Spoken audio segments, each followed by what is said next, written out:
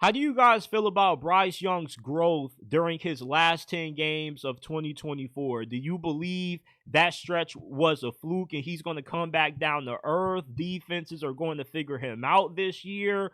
Or did that stretch show that he has submitted himself as the answer that the Panthers have been looking for at quarterback since Cam Newton has retired?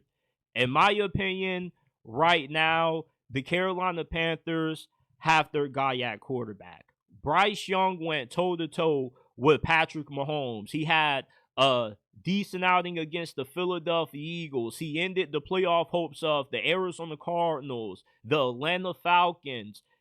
We saw the transformation of Bryce Young after he came off the bench, of him going from Bryce to the Carolina Reaper. The Carolina Reaper is the new version of Bryce Young that we have seen during his last 10 games of last season. You have a quarterback that's more aggressive, playing with more confidence, that's more cerebral. He's actually seeing the field now. Before he got benched, he wasn't seeing the field. It was like he was gun shy. He didn't want to throw the ball any further than 5 yards downfield. The Carolina Reaper, on the other hand, though, he's going to throw the ball regardless.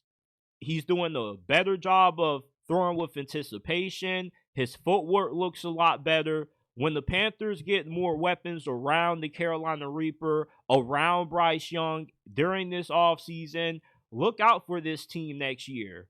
The NFC South is not good. Anybody could win this division.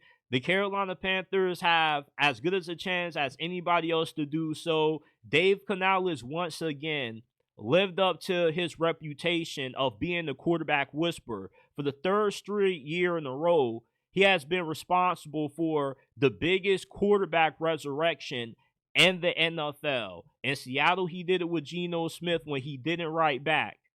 He did it his first season as the offensive coordinator in Tampa with Baker Mayfield, and he has done it once again with Bryce Young. It wasn't no fluke. What we saw out of Bryce Young, his last 10 games of 2024, this truly is what Bryce Young is. I thought it was over for Bryce Young once he got benched. After his second game of last season, it didn't look good. You saw a quarterback that just looked dejected. He didn't look like he was an NFL quarterback.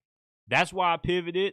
I've been such a huge fan and supporter of Bryce Young for so many years. You could tell this situation was hard on him. He's been successful everywhere he's been. He is undersized, but he's played in the SEC, arguably the toughest conference in college football. He played at Modern Day, one of the best high school programs ever, and they play against the top competition in America every single week. For him to dominate at every single level at that size, there's no reason why he shouldn't be able to do the same thing in the NFL. He's been so used to always dominating against the best, despite his limitations.